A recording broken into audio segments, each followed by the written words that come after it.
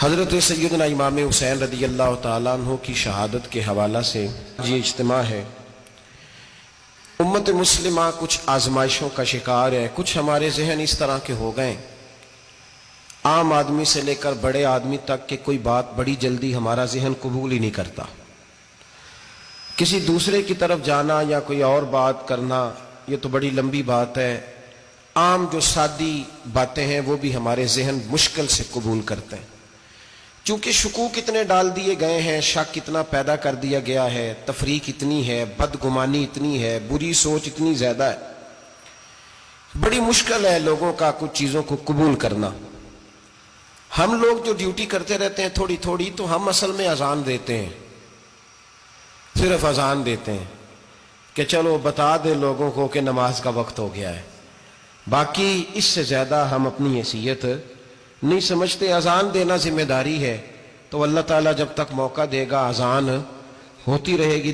کچھ لوگ صحابہ کے بارے میں کمزور جملے بولتے ہیں، غلط باتیں کرتے ہیں، کچھ اہل بیت نبوت کے بارے میں غلط باتیں کرتے ہیں، یہ صرف سنی ہے جو حق چار یار کا نعرہ بھی کھل کے لگاتا ہے اور یہ نعرہ حیدری یا علی بھی کھل کے لگاتا ہے، یہ اللہ نے صرف ہمیں مقام، وہ الگ بات ہے کہ ہم لوگ سننے کو تیار نہیں، سمجھنے کو تیار نہیں کہ اللہ نے ہمیں مرتبہ کتنا عطا فرمایا ہے، یہ صرف ہماری۔ امام حسین کی شہادت کا کچھ تھوڑا سا پس منظر۔ شہادت ہمارے ہاں بیان ہوتی ہے اس انداز میں کہ لگتا ہے کہ کسی مظلوم بندے کو کسی نے پکڑا ہوا تھا تو وہ سارے اسے مار رہے تھے اور وہ منتیں کر رہا تھا کہ مجھے نہ مارو، اتنی ہائے ہائے کی جاتی ہے کہ محسوس ہوتا ہے کہ امام علی مقام بڑے پریشان تھے کہ کسی طریقے سے، اور ان کا خاندان بڑا تکلیف میں تھا کہ جلدی کہیں کربلا سے نکل جائیں۔ حالانکہ اس دھرتی پہ، اس کائنات پہ صبر، شجاعت، استقامت اور حوصلہ جس سے کائنات سیکھے گی وہ صرف امام حسین ہی ہے۔ اتنے بڑے صابر آدمی کے بارے میں اس طرح کا رویہ اختیار کرنا کہ وہ تو گویا اس طرح کر رہے تھے کہ بس کسی طریقے سے میری تو یہ امام حسین کی مظلومیت سنا کے لوگوں کو اس طرح کا کر دیا جاتا ہے، یہ انداز بتایا جاتا ہے کہ شاید واقعہ کربلا رونے دھونے کا نام ہے، حالانکہ بات یہ نہیں ہے۔ یزید کی لشکر جو امام حسین کے مقابلے میں آیا، امام حسین کے لشکر کی تعداد 72 تھی، تو یزید نے 22,000 آدمی، مجھے بتائیے 72 کا 22,000 سے کو مقابلہ ہوتا ہے؟ بولیے۔ عمر بن سعد نے پھر عبید اللہ ابن زیاد کو لکھا کہ 22,000 بندے تھوڑے ہیں، کچھ بندے زیادہ بھیج۔ تو عمر بن سعد کو عبید اللہ ابن زیاد کہنے لگے کہ تو پاگل تو نہیں ہو گیا، 72 کے لشکر کا 22,000 بھیجا، اور کتنا بھیجوں؟ تو اس نے کہا تمہیں یہ نہیں پتا یہ لوگ کون ہیں؟ یہ مولا علی شیر خدا کی اولاد ہے، ان میں ایک ایک شخص ایسا ہے جو 1,000 کے مقابلے میں لڑنا جانتا ہے۔ تو یہاں کمزوری دکھائی جاتی ہے، ہمارے بچے سمجھنے لگے ہیں کہ یہ شاید کوئی ایسی داستان ہے، اور اس طرح کا ماحول ٹی وی پہ میں دیکھ رہا تھا، اس طرح کا ماحول بنایا جاتا ہے جیسے کوئی خوف ہے، یعنی واقع کربلا کوئی ایسا واقعہ جسے دیکھ کے خوف طاری ہو جائے، بچے راتوں کو ڈرے، وہ اکیلے درخت دکھائے جا رہے ہیں اور تیر دکھائے جا رہے ہیں۔ او یار کیا قوم کی تربیت کر رہے ہیں؟ واقعہ کربلا حوصلے کا نام ہے، دلیری کا نام ہے۔ سنیں بات اصل میں کیا تھی، بڑے ٹھنڈے دماغ سے میری بات کو سمجھیے گا۔ حضرت مولا علی شیر خدا کے بعد مسلمانوں کے متفقہ امیر بنے تھے حضرت امیر معاویہ، انہیں امیر کس نے بنایا تھا؟ امام حسن نے، حضرت علی کے بڑے صاحبزادے حضرت امام حسن نے ان سے صلح کی، انہیں خلافت دی، اور صحیح بخاری میں نبی پاک نے فرمایا تھا میرا بیٹا حسن سردار ہے، جب مسلمانوں کی جماعتوں میں لہو بہہ جائے گا تو حسن ان کی صلح کرا دے گا۔ وہ صلح امام حسن نے کرائی، جناب امیر معاویہ امیر بن گئے۔ حضرت امیر معاویہ رضی اللہ تعالیٰ عنہ بڑا پیار کرتے تھے نبی پاک سے، بڑا احترام کرتے تھے حضور کے خاندان کا، ان کی جو اجتہادی خطائیں ہیں وہ اپنی جگہ پہ موجود ہیں، چونکہ امام حسن نے ان سے صلح کر لی، لہذا ہم بھی ان کے بارے میں کوئی جملہ کہنے کے مجاز، ہماری مجبوری امام حسن ہے، اس لیے کہ جسے امام حسن صحیح کہے پھر امام حسن کے ماننے والے کو اسے غلط نہیں کہنا چاہیے۔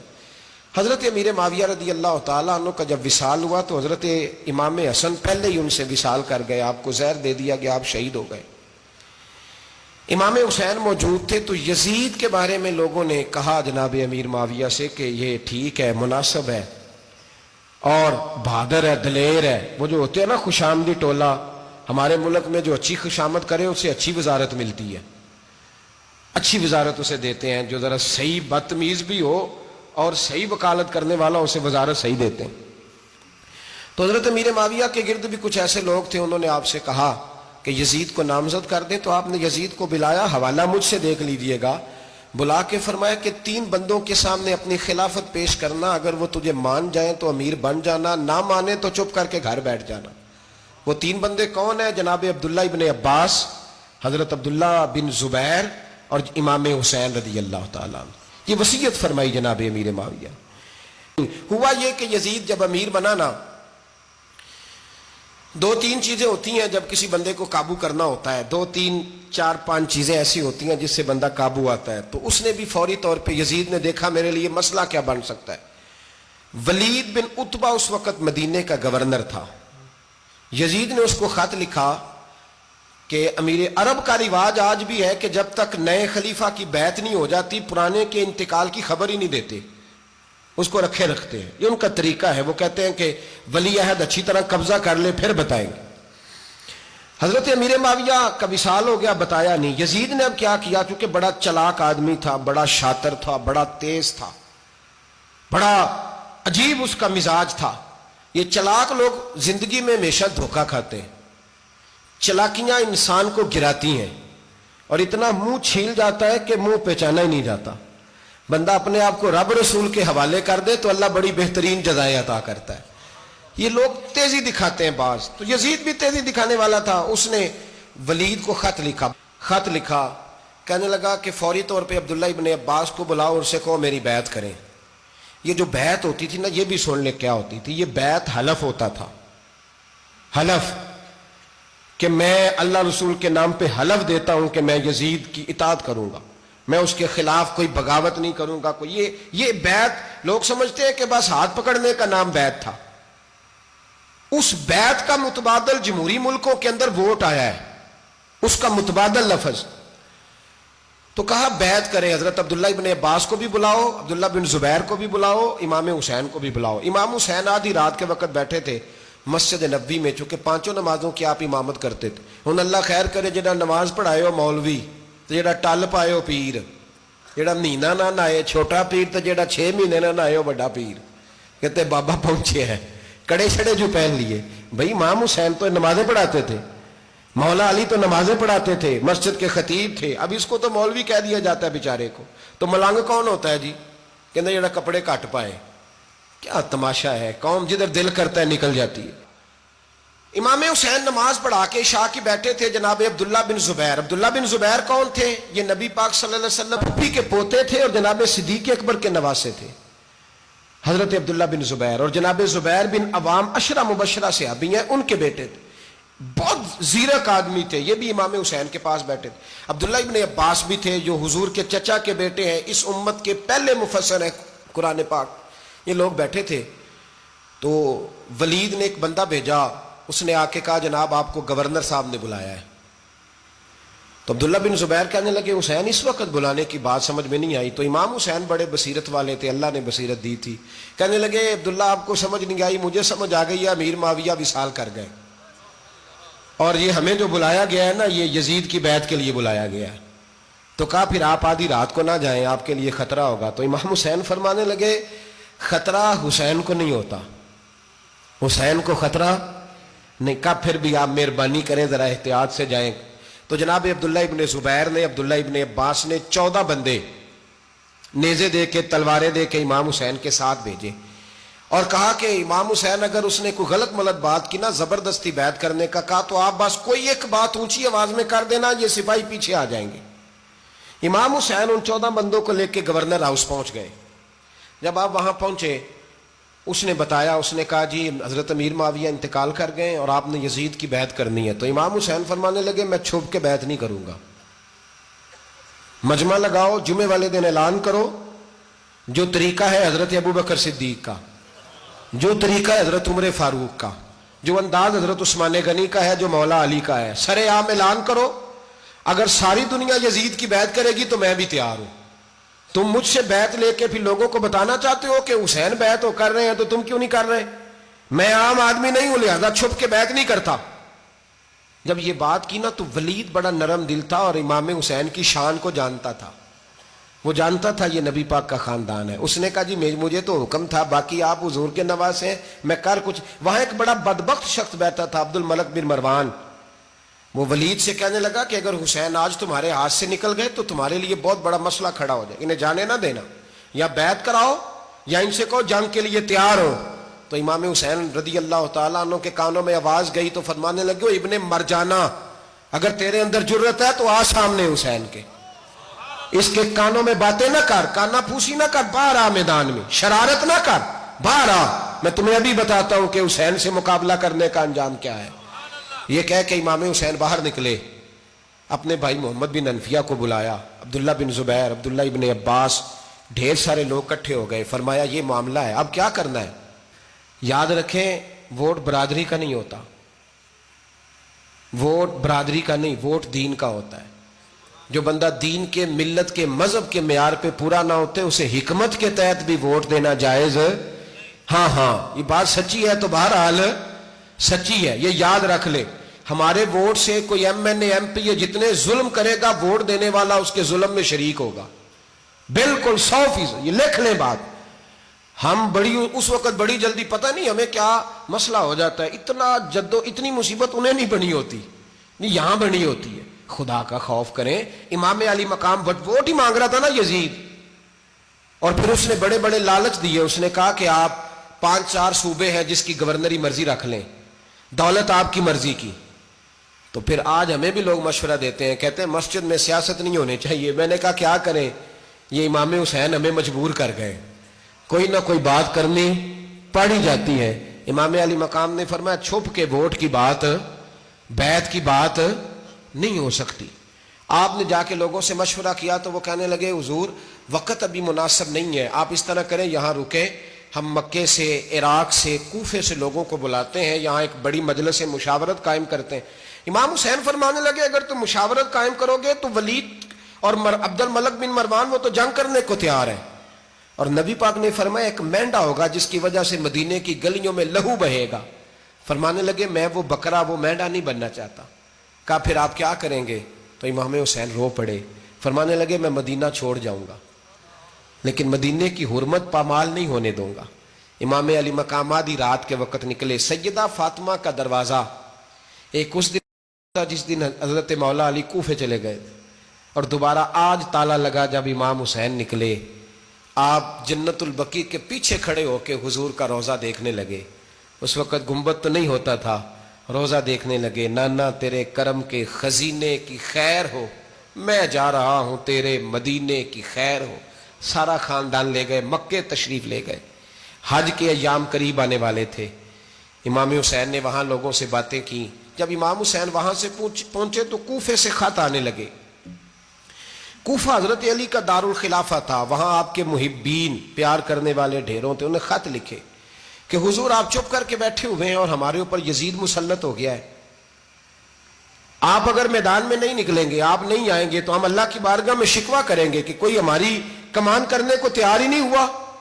اور وہ خط 1 2 3 نہیں آئے، وہ خط اتنے تھے کہ 3 بوریوں میں بھرے تھے امام حسین نے، 3 بوریوں میں. اب مجبوری ہو جاتی ہے، حق کے لیے کئی دفعہ بات کرنا مجبوری ہوتی ہے. اگر نہیں کرے گا تو پھر اس کو بھی قبر میں جواب دینا پڑے گا.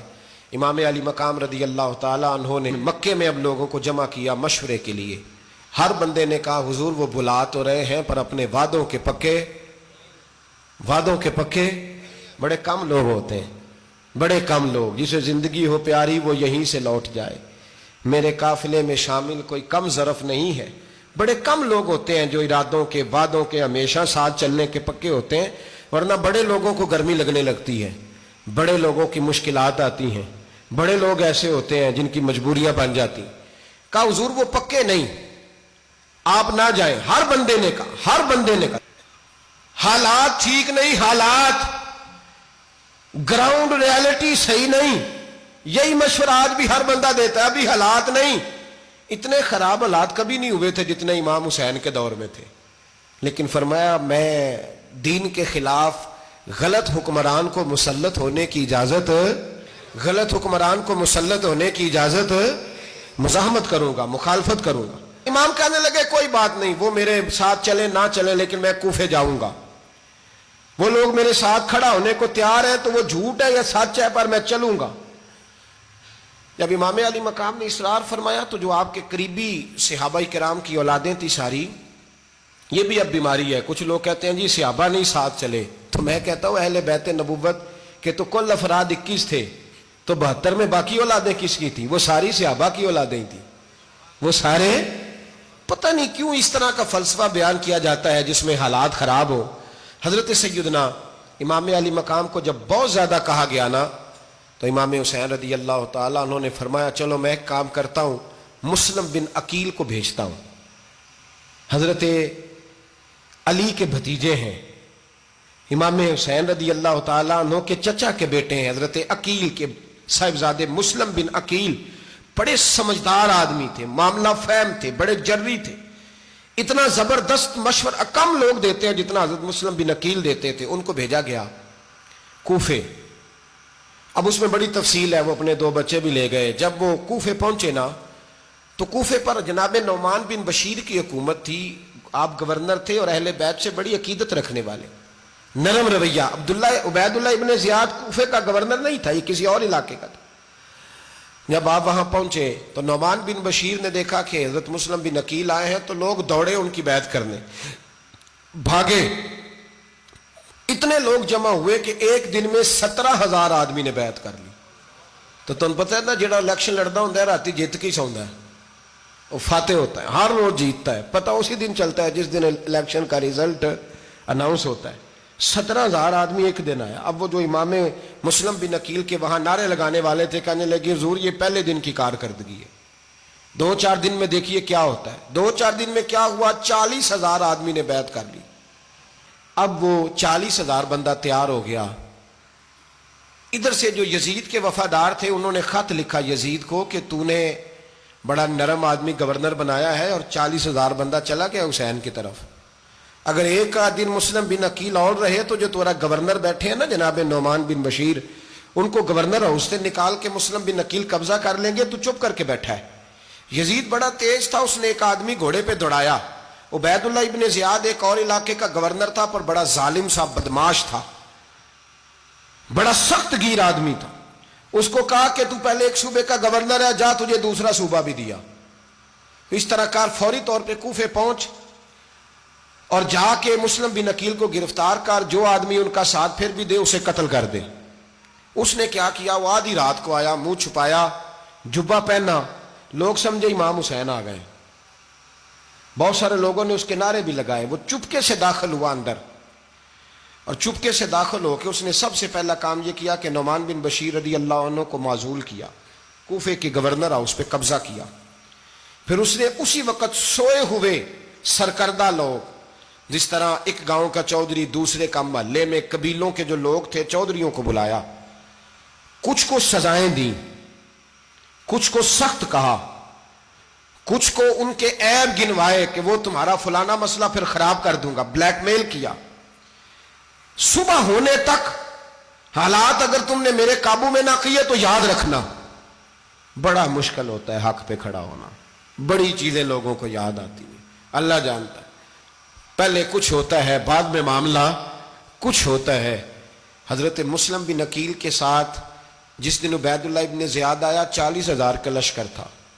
اگلے دن صبح ہوئی، اگلے دن تو یہ حال ہو گیا کہ آپ جب کوفے کی جامع مسجد میں زور کی نماز کے لیے گئے تو 5-7 ہزار آدمی نماز پڑھنے آیا، اور جب مغرب کا وقت آیا تو لوگوں نے چند ہزار لوگ رہ گئے، نماز کی نیت باندھی۔ ایک مسئلہ بھی سمجھ میں آئے گا، لوگوں نے نماز کی نیت باندھی تو حضرت مسلم بن عقیل امامت کر رہے ہیں، ہاتھ باندھے ہوئے ہیں، تو بہت سارے لوگوں نے پیچھے ہاتھ چھوڑ دیے۔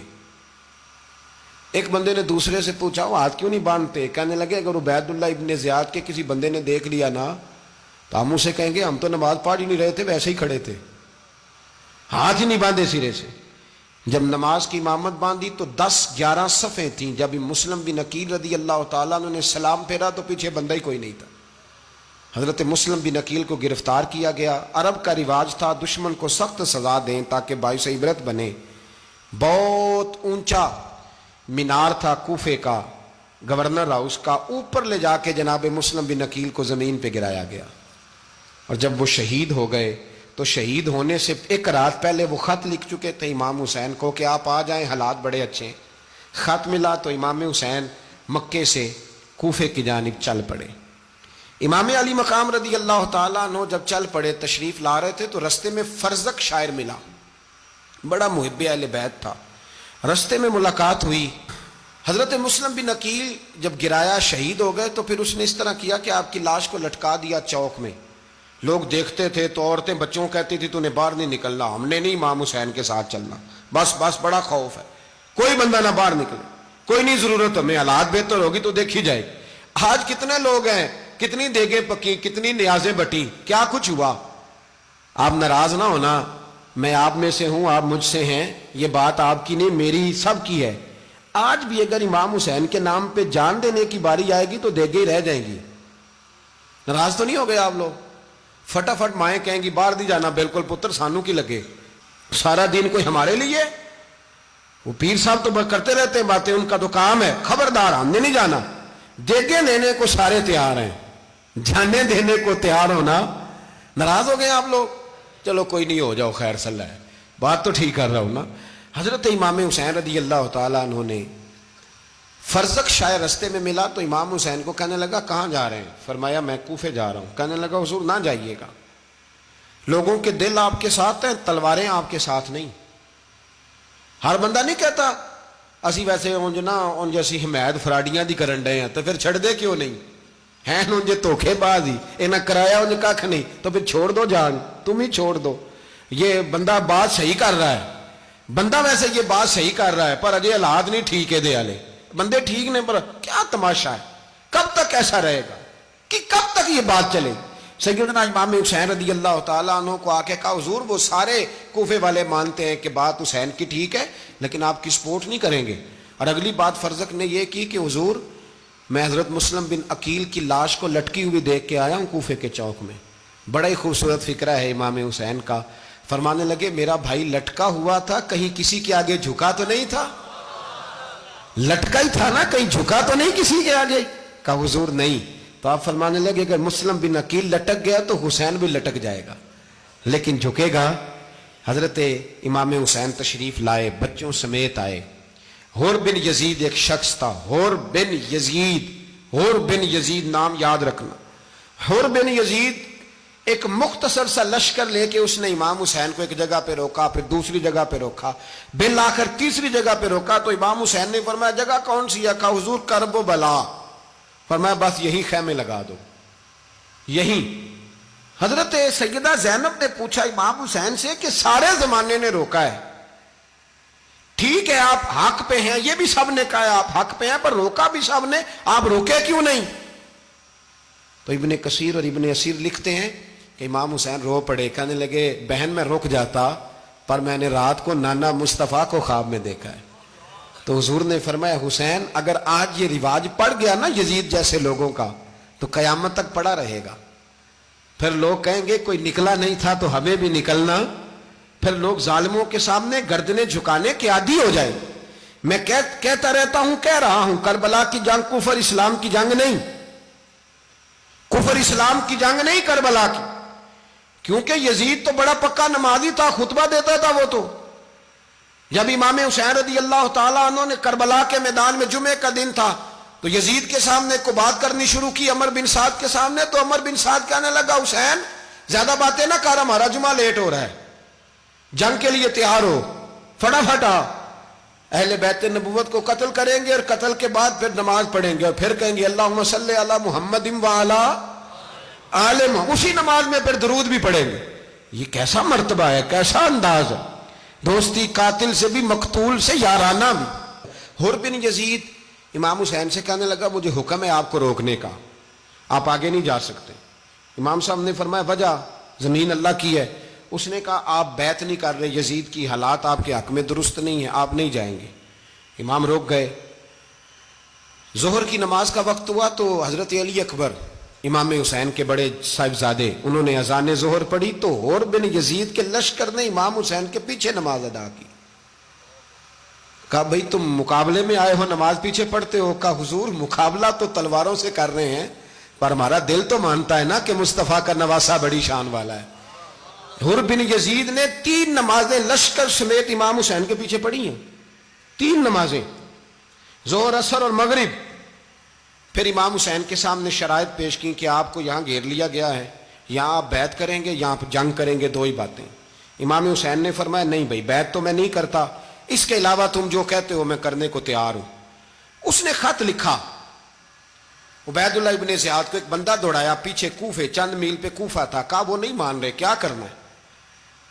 تو حسین ابن علی ہے، میں زیادہ دیر انہیں روک بھی نہیں سکتا۔ انہوں نے پیغام دیا حر بن یزید کو کہ کرنا کچھ بھی نہیں، ان کا پانی بند کر دو، بلیک میل کرو، کھانا پانی نہیں ملے گا، چھوٹے چھوٹے بچے ہیں، خود ہی مان جائیں گے۔ حضرت امام علی مقام کے بارے میں حر کے پاس جب یہ پیغام آیا تو حر کہنے لگا میری طبیعت نہیں مانتی حسین پر پانی بند کروں، دل نہیں مانتا۔ جب یہ لفظ کہے نا دوبارہ تو پھر عبید اللہ ابن زیاد نے عمر بن سعد کو 10,000 آدمی دے کے بھیجا، کہا حر بن یزید لچک دکھا رہا ہے حسین کے حق میں۔ ایک رے کا علاقہ تھا، بڑی وہاں فصل ہوتی تھی، لوگ کوشش کرتے تھے وہاں کا گورنر بننے کی، کوشش کرتے تھے۔ تو عبید اللہ ابن زیاد کہنے لگا تمہیں رے کی گورنری ملے گی، سب سے سرسبز و شاداب علاقہ، تمہیں وہاں کا گورنر بنایا جائے گا اگر حسین کے خلاف لڑو گے۔ یہ اتنی زبردست ہوتی ہیں گورنریاں کہ گورنریوں کے لیے لوگ نسل رسول کے خلاف بھی نکل آتے ہیں، یہ اتنی تگڑی ہوتی ہیں، اتنی جلدی وفاداریاں بدلتی ہیں۔ امام حسین کو روک لیا گیا، عمر بن سعد نے روک لیا۔ 1 محرم کو امام آئے، 7 محرم تا روکا گیا، 7 محرم کو پانی بند کر دیا۔ جانور پانی پیتے تھے، گھوڑے پیتے تھے، کتے پیتے تھے، لیکن مصطفیٰ کے گھرانے کو پانی پینے کی اجازت، 3 دن تک پانی بند رہا۔ 9 محرم کو عمر بن سعد نے اور لوگ بلائے۔ شمر ایک بڑا سخت آدمی تھا، سنگ دل بدبخت، جس نے حضرت علی اصغر کے گلے پر تیر مارا تھا، وہ اور لشکر لے کے آیا۔ رات کو کہنے لگا امام حسین رضی اللہ تعالیٰ عنہ سے کہ بس بڑا ہو گیا، یہ 9-10 محرم کی درمیانی رات، یہاں آپ جنگ کریں گے یا آپ بیعت کریں گے، 2 ہی باتیں۔ امام حسین اندر گئے، سیدہ زینب سے مشورہ کیا، باہر آئے، فرمایا بات وہی ہے جو پہلے دن والی ہے۔ او بھائی بچے ساتھ ہو، صحرا کا علاقہ ہو، تپتی ہوئی ریت ہو، اتنے کٹھن اور سخت حالات، چاروں جانب موت ہی موت، دور دور تک اپنوں کا نام و نشان کوئی نہیں، اور اکیلے فیصلہ کرنے والے امام حسین، باقی سارے بچے ہیں یا عورتیں، سارے بڑے اکیلے۔ امام حسین رضی اللہ تعالیٰ عنہ نے فرمایا بھائی بیعت تو میں نہیں کرتا، باقی جو تمہارا پروگرام ہے۔ شمر اور ابن سعد کہنے لگے پھر جنگ کے لیے تیار ہو جائیں۔ کیا انداز ہے امام حسین کا، فرمانے لگے کل جنگ کروں گا، مجھے پتا تو ہے جنگ کا نتیجہ کیا نکلنا ہے، 1 رات مجھے دے دو تاکہ میں کھل کے اپنے رب کی عبادت تو کر لوں۔ حسین نے جانا ہے، مجھے پتا ہے کل رزلٹ 72 اور 22,000 کا کیا 1 رات مجھے دو، میں مالک سے راز نیاز تو کروں، میں گویا اس سے پوچھوں تو صحیح کہ مالک میرے والد بھی شہید ہیں، بھائی بھی شہید ہیں، نانا کو بھی دکھوں میں دیکھا ہے، تو اب میری باری ہے تو مالک میں حاضر ہوں، مجھے موقع تو دو، اس لیے کہ میرے نانا نے بدر میں بھی ساری رات عبادت کی تھی، صبح مجھے موقع دو۔ اور دنیا کا اصول ہے جب کوئی موقع مانگتا ہے تو دیا جاتا ہے۔ یہ دونوں کہنے لگے کوئی موقع نہیں۔ حر بن یزید پیچھے سے بولا، کہنے لگا نہیں بدتمیزی نہ کرو، حسین کو موقع دو، تمہیں دینا پڑے گا۔ موقع دیا۔ حر بن یزید نے پھر منت کی، کہا حضور آپ مہربانی کریں مان جائیں۔ فرمایا ماننے والا کھاتا کوئی نہیں۔ فرمایا ماننے والا کھاتا، بولیے ماننے والا کھاتا، یہ بڑا مشکل کام ہے بھائی، ضمیر کا سودا اب تو عام ہو گیا، بازار لگتے ہیں، ریٹ لگتے ہیں، اپنی اپنی چاہتوں پہ لوگوں نے اپنے اپنے انداز سجائے ہوئے، کوئی آدمی بس اچھے طریقے سے نام لے لے تو بس ہم اس کے پیچھے چل جاتے ہیں، اب تو عام ہو گیا یہ معاملہ۔ امام حسین نے فرمایا ہو ہی نہیں سکتا، ممکن ہی نہیں ہے۔ ساری رات عبادت میں گزری، ریاضت میں گزری، تہجد کا وقت ہوا تو گھر والوں کو بلایا، فرمایا دیکھنا تمہاری سی کی آواز نہ باہر آئے، خبردار سی کی آواز نہ آئے۔ اور امام زین العابدین سے فرمایا تو بیمار ہے، تو جہاد نہیں کرے گا، لیکن خیال رکھنا پیچھے۔ اور بڑی قیمتی بات بتا رہا ہوں، ہماری بیویاں کسی کے گھر میت ہو جائے تو 4 دن بخار نہیں اترتا، امام علی مقام نے سیدہ زینب سے فرمایا تو بڑی ہے، میری بہن ہے، پیچھے سارے بچے ہیں، جوان ہیں، ان کے حوصلے تیری ذمہ داری ہیں۔ صبح جنگ کا طبل بجنے لگا، فجر کی نماز پڑھی، سورج چڑھا، 10 محرم کا دن، جمعے کا وقت، جناب سیدنا امام حسین رضی اللہ تعالیٰ عنہ نے ریت پر سجدے کیے، لمبے سجدے، لمبی نماز، سورۃ الشمس کی آیات دوسری رکعت میں پڑھی تو سارا کربلا گونجنے لگا۔ کیا انداز تکلم تھا امام علی مقام کا۔ نماز مکمل ہوئی تو حور بن یزید، عمر بن سعد اور شیمر سے کہنے لگے واقعی حسین سے لڑو گے؟ پتہ نہیں کون ہے۔ قل لا اسألکم علیہ اجرا، تم نے نہیں پڑھا؟ الا المودۃ فی القربى، تمہاری آنکھیں بند ہیں۔ الحسن والحسین سید الشباب اہل جنہ، تمہیں نہیں پتا؟ کہنے لگا چپ کر، حکومت نظر آ رہی ہے۔ اور بن یزید کہنے لگے پھر میرا بھی فیصلہ سنو، مجھے حکومت نہیں چاہیے، مجھے جنت چاہیے۔ حکومت نہیں چاہیے۔ امام حسین کی پہلی فتح دیکھیں، اور بن یزید ایڑی لگا کے نا یزید کے لشکر سے نکل کے امام حسین کے لشکر میں شامل ہو گیا، اور پہلا شخص جس نے امام حسین کو روکا، امام حسین کے نام پر پہلا سر بھی اسی شخص نے کٹایا ہے۔ لیکن یزید کی قبر پہ لعنت بھی کوئی نہیں برساتا، اس کا محل تھا بہت بڑا، لیکن جب لوگ کربلا میں امام حسین کو سلام کرنے جاتے ہیں تو قدموں میں حور بن یزید کا مزار بھی بنا ہوا ہے، اس کو بھی سلامی دی جاتی ہے۔ اور اب ہم اکیلا حور بن یزید نہیں کہتے، ہم کہتے ہیں حور بن یزید رضی اللہ تعالیٰ۔ اب ہم اتنی تعظیم کرتے ہیں اس حور کی۔ جناب امام حسین کو میدان میں کھڑا کیا گیا، جہاد کا طبل بجا، پہلے خدام آئے، اور سن لو آج وہ پتہ نہیں بازاری سے لوگ چڑھ گئے اسٹیجوں پہ، بازاری سے، نہ چہرے پہ داڑھی ہے نہ سر پہ کوئی کپڑا ہے، بازاری لوگ ہیں، بھاگ رہے ہیں، بازو چڑھائے ہوئے ہیں، بٹن کھولے ہوئے ہیں، تماشا بنا دیا۔ سننے والوں کا بھی اللہ ہی حافظ ہے، وہ سٹیج پہ اہل بیت کی شان بیان کرتا ہے، بھاگ کے ادھر جاتا ہے، بھائی یہ کوئی طریقہ ہے؟ سننے والوں کا بھی عجیب انداز ہے، ہر بندے کو سننے بیٹھ جاتے ہیں۔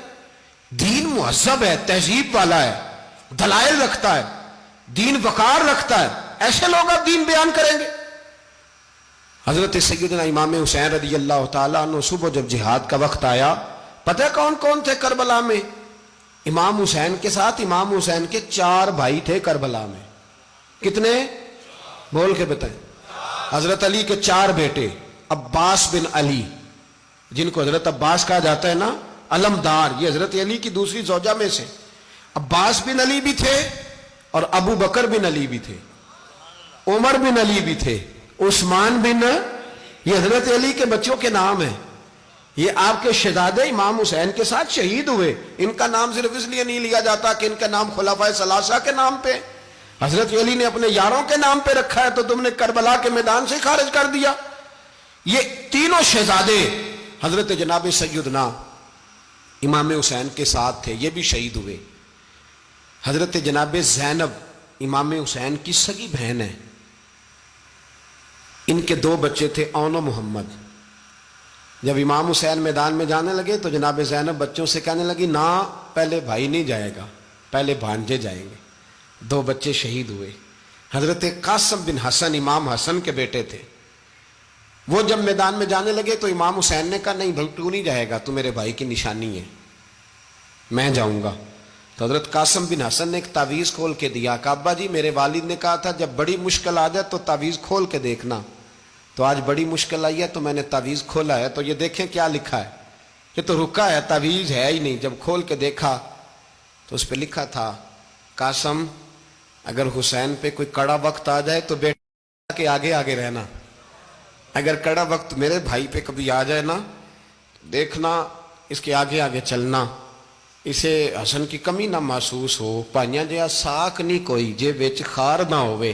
سیدنا امام حسین پہلی دفعہ کربلا میں اس وقت روئے جب یہ رکا، آپ نے دیکھا تو فرمایا ٹھیک ہے، اگر حسن کی یہ وصیت ہے تو میں نے زندگی میں اگر ان کی ہر بات مانی ہے اب بھی مانوں گا، تمہیں اجازت ہے۔ جناب قاسم بن حسن 16 سال کا جوان جب میدان میں نکلے تو ہائے ہائے پتہ نہیں کہاں سے آ گئی ہے۔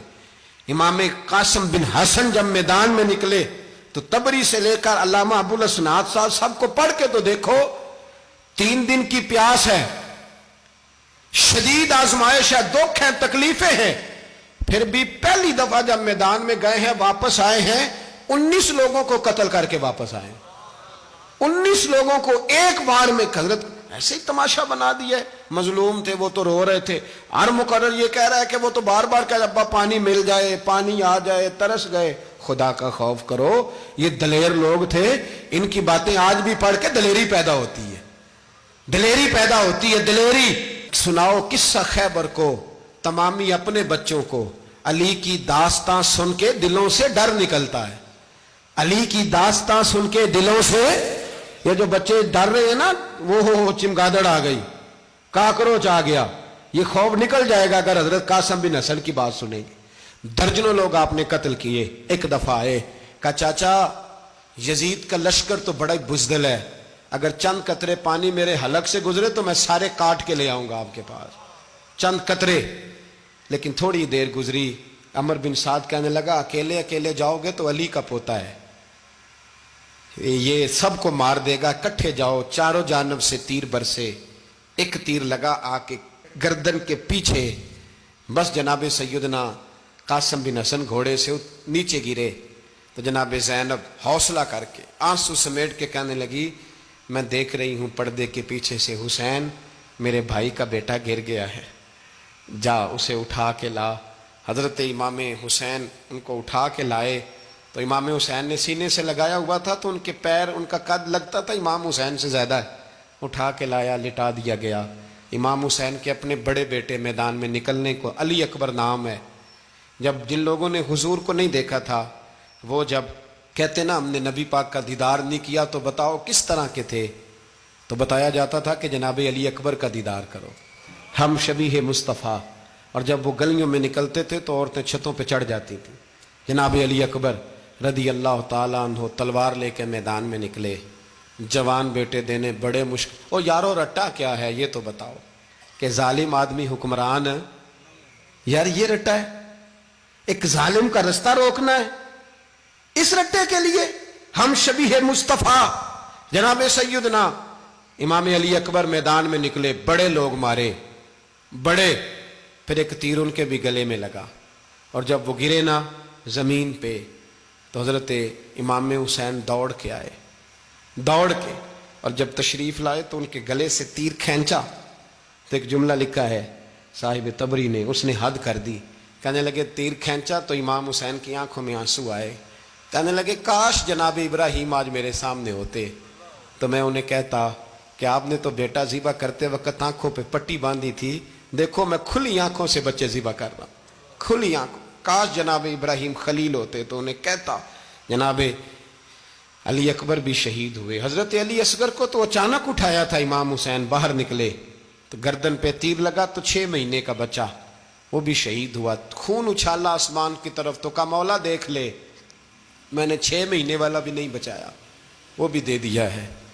پھر حضرت عباس کو بیٹیوں نے کہا کہ اب نہ، کچھ کہتے ہیں پہلے شہید ہوئے، کچھ نے لکھا بعد میں، کہ اب ہم سے پانی کے بغیر نہیں رہا جاتا، تو جناب عباس پانی کا مشکیزہ لے کے نکلے، باہر نکلے، ایک ہاتھ کٹا، دوسرے پہ مشکیزہ وہ بھی کٹا۔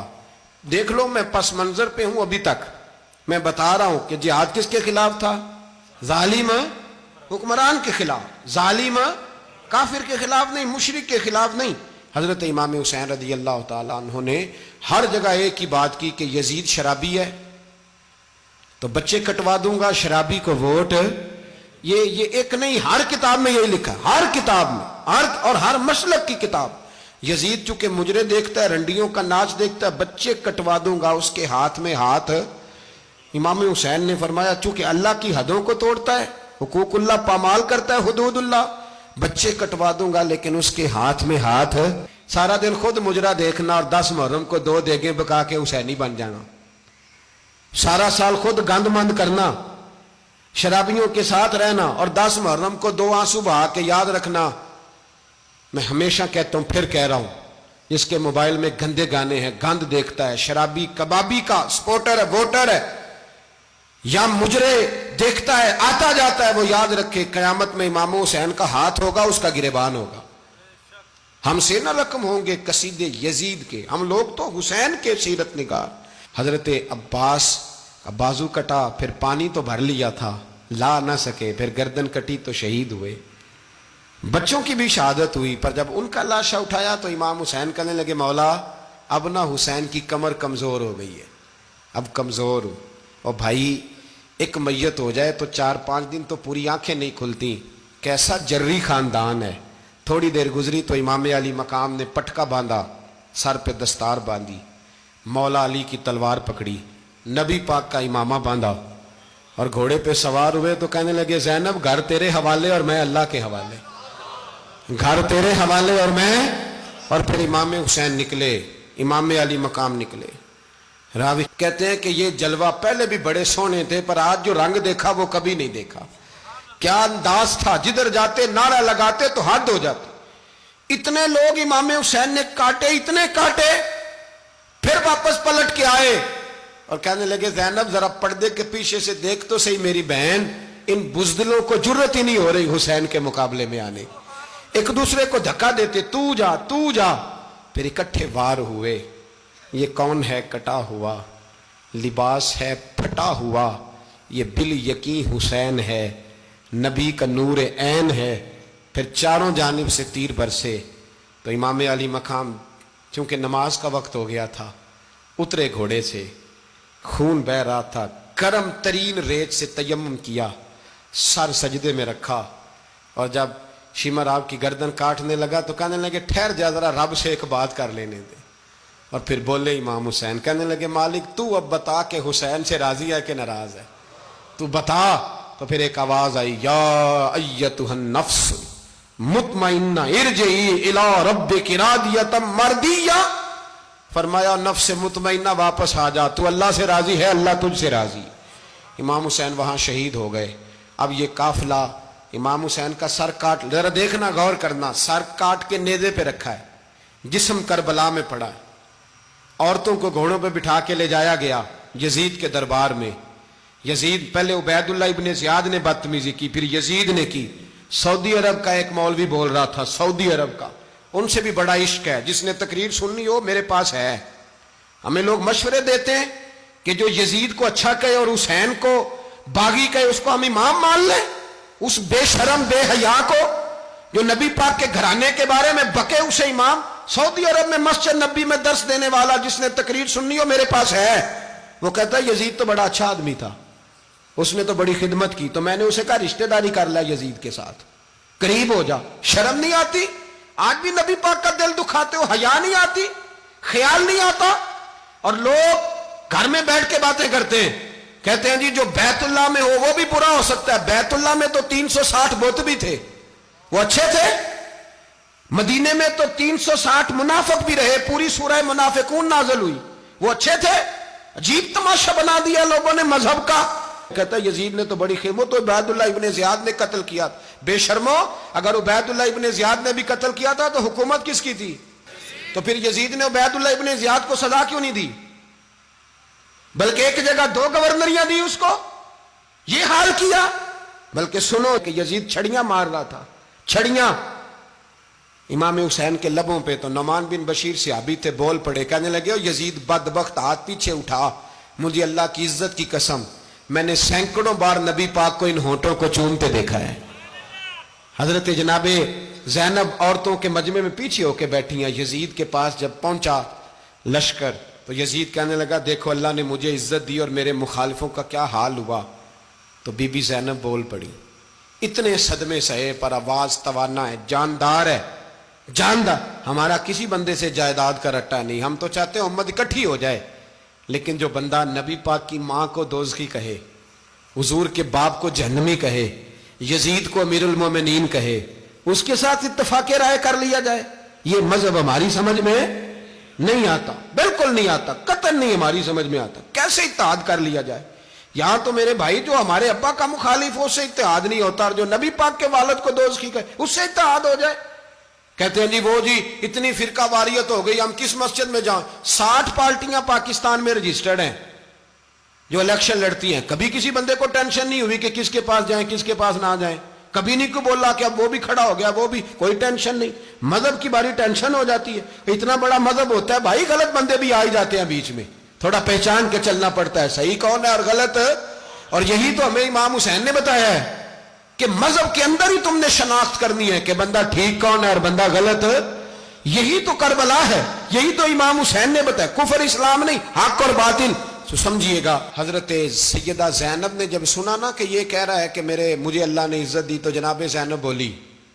نعمان بن بشیر کہتے ہیں بی بی بولی, اتنے صدمے ہیں پر جناب زینب بولی اللہ اکبر. اس انداز میں بولی کہ پہلے قرآن مجید کی آیت پڑھی, کہنے لگی وَتُعِزُّ مَن تَشَاءُ وَتُذِلُّ مَن تَشَاءُ بِيَدِكَ الْخَيْرُ إِنَّكَ عَلَىٰ كُلِّ شَيْءٍ قَدِيرٌ. اور پھر کہنے لگی یزید تو بکتا ہے, کہتا ہے کہ تو عزت والا ہو گیا, یہ تیری حکومت ہے, 4 دن گزرنے دے, تجھ پہ کوئی لعنت بھی نہیں برسائے گا, اور میرے بھائی کا قیامت تک ممبروں میں اور خطبوں میں ذکر ہوا کرے گا, وقت گزرنے دے. جب جناب بی بی زینب بول رہی تھی تو حضور کے ایک نابینا صحابی پاس بیٹھے تھے, جناب نعمان بن بشیر کا ہاتھ ہلایا, ہلا کے کہنے لگے کیا علی آ گئے؟ تو علی کی آواز لگتی ہے, جبریل امی بول رہے ہوں جیسے, حکمت کے گوہر رول رہے ہوں جیسے, دربار دمشق میں بی بی زینب کا خطاب, منبر پہ علی بول رہے ہوں جیسے. میرے بھائی بس کربلا والا قافلہ تو مدینے پہنچ گیا. 3 سال یزید نے حکومت کی, شرابیں عام ہو گئیں, مکے پہ حملہ ہوا, خانہ کعبہ کا غلاف جلا, مدینے پہ اس نے حملہ کیا. 3 دن مسجد نبوی میں اس نے گھوڑے باندھے, مسجد نبوی میں صحابہ کو نکال کے اپنا اس نے امام مقرر کیا, لیکن پھر امت نے اسے قبول نہ کیا, پھر وہ رسوا ہوا اور آج تک وہ رسوا ہے. لیکن امام حسین کا نام کل بھی زندہ تھا اور آج بھی. درس یہ ہے, پیغام یہ ہے, یاد رکھو موت تیزی سے آ رہی ہے. ہمارے ساتھ والے دائیں بائیں والے سب چلے گئے, اسی طرح نمبر لگے گا, ایک دن اعلان ہوگا. ضمیر کے قیدی بن کے زندگی نہ گزارو, بالکل نہ گزارو. یہ تھوڑی سی زندگی ہے, دنیا سجن المومن. حق بات کرو, حق پہ ڈٹنا سیکھو, دین سمجھو. خبردار, رسول پاک صلی اللہ علیہ وسلم کے دین میں ظالم, جابر, فاسق, فاجر کی کوئی گنجائش قطر نہیں ہے. اپنے آپ کو سمیٹو, اپنے آپ کو سنبھالو, دین میں اپنا کردار ادا کرنے کی کوشش کرو. دین طلب کرتا ہے ہم سے کہ ہم نے دین کو کیا دیا ہے. امام حسین نے سارا گھرانہ دین کے لیے دے دیا. ہمارا جو بچہ کسی کام کا نہیں رہتا اسے مدرسے داخل کراتے. ہم نے دین اتنا کمزور کر دیا ہے کہ عالم اگر شور نہ کریں, زور نہ کریں, گھٹن والا ماحول ہو گیا. مذہب کی پوزیشن کمزور کر دی. اب جہاں تک اس بات کا تعلق ہے جی فرقے ہو گئے, تو میرے بھائی یہ کوئی اتنی خطرناک بات ہے, یہ کوئی اتنا مشکل معاملہ نہیں ہے. یہ تو امام حسین نے بتا دیا تھا کہ یزید کے طور پر ایک غلط فرقہ کھڑا ہو گیا ہے, لہذا اس کا مقابلہ کرنا ہے. اس میں کوئی بری بات ہے, لیکن ایک سبق ہے بزرگوں کا کہ اگر سچی بات بھی نہیں کرنی تو پھر اس منبر کا حق ادا نہیں ہوتا. جو سچ بولے وہ حسینی ہے, جو ظالم کے سامنے کھڑا ہو جائے وہ حسینی ہے. جو مصلحت کوش ہو, جو کہے ٹائم نہیں, گراؤنڈ ریالٹی نہیں, حالات نہیں, طبیعت نہیں, موقع نہیں, تو ابھی امام حسین کے پیغام کو نہیں سمجھا. میں بہت سارے بزرگوں کا نام اس لیے نہیں لیتا کہ لوگ ایسے نہ کہیں کہ کسی کا نام کیش کرایا جا رہا ہے, لیکن میں نے سارے مناقب پڑھے ہیں. میری لائبریری میں کتابیں ہیں, میں پڑھتا رہتا ہوں, میں سفر میں بھی ساتھ رکھتا ہوں. لیکن حضرت شیخ عبدالصبور بیگ منشور ہزاروی کا شعر امام علی مقام کے مقابلے میں اس طرح کا ہے کہ مجھے سارے شاعروں سے زیادہ وزنی محسوس ہوتا ہے. انہوں نے کہا تھا اس شاہ مشرقین کی, اس نور عین کی, مطلوب ہے جہاں کو قیادت حسین کی. دیکھیے ذرا حسن. اور ہر سو یزیدیوں کا زمانے میں زور ہے, ایک دو جگہ پہ نہیں, ہر سو یزیدیوں کا زمانے میں زور ہے. منشور آج پھر ہے ضرورت حسین کی, آج پھر ہے ضرورت ہے, آج لوگ حسینی بنے امام حسین کے نقش قدم پر. وہ کہتے ہیں زور ہو گیا یزیدیوں کا, یہ ہمارے بزرگ ہمیں بتا گئے. مسجد کی طرف توجہ کرو, اپنے بچوں کی نگہبانی کرو. دنیا کی زندگی اتنی مختصر ہے کہ ایک خواب لگے گا جب ہم جائیں گے دنیا, ایک خواب لگے گا. خواب تھا جو کچھ کے دیکھا, جو سنا افسانہ تھا. اہل بیت نبوت کا اسوہ عبادت ہے، ریاضت ہے، پردہ ہے، پرہیزگاری ہے، اس پر توجہ کریں۔ جن کی بچیاں سر نہیں ڈھانپتی وہ 10 محرم کو بے شک دیگ نہ پکایا کریں۔ جو لوگ قرآن شریف پڑھنے کے عادی نہیں وہ بے شک امام علی مقام کا ذکر نہ کریں، اس لیے کہ امام حسین نے سر سجدے میں کٹایا ہے اور تلاوت نیزے کی نوک پہ بھی جاری رکھی ہے۔ دین کے ساتھ اپنے آپ کو جوڑو، دیندار بنو، رسول اللہ کی غلامی اختیار کرو، ورنہ یہ زندگی کچھ ایسا وقت بھی لاتی ہے کہ جب زندگی بوجھ بن جاتی ہے۔